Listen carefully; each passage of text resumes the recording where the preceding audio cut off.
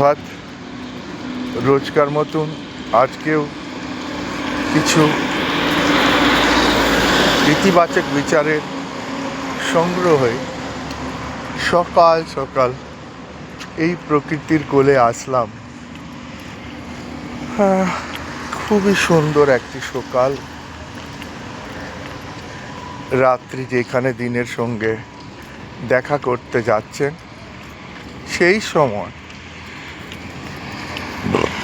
আমি জিজ্ঞালাম প্রকৃতিকে, হে প্রকৃতি, আমি একজন এই ধরনের গুরু, এই ধরনের মার্গদর্শককে খুঁজে বেড়াচ্ছি, যে আমাকে আমার উৎসাহ বর্ধন করতে পারে, আমার শক্তিগুলোকে একত্র করার জন্যে আমার সাহায্য করতে পারে, আমাকে জীবনের ভিন্ন সমস্যা থেকে বের করার জন্যে আমার মার্গদর্শন করাতে পারেন।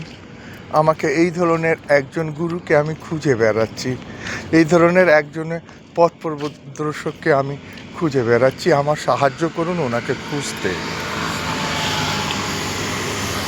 হাসলেন প্রকৃতি, বললেন, এটা তো খুবই সোজা। আপনি যখন এইখান থেকে বাড়ি ফিরবেন, বাড়ির মধ্যে দেখবেন একটা আয়না আছে। আপনি সেই আয়নার কাছে দাঁড়িয়ে যাবেন।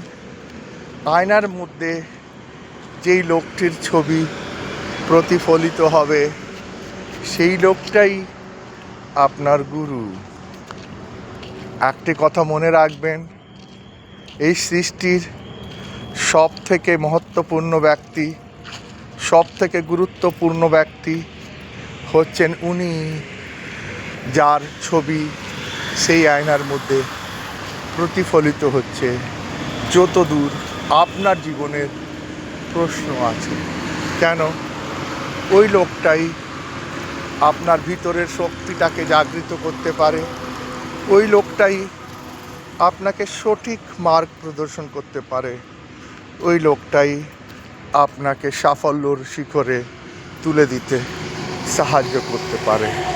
বন্ধু, জীবনে কোনো জায়গায় চমৎকার খুঁজে বেড়াবে না, কেন চমৎকারটা দেখবেন ওই আয়নার মধ্যে প্রতিফলিত ছবিটা নিজেই এই সৃষ্টির সব থেকে বড় চমৎকার। তাই চ্যানেলকে লাইক আর সাবস্ক্রাইব করুন। ধন্যবাদ।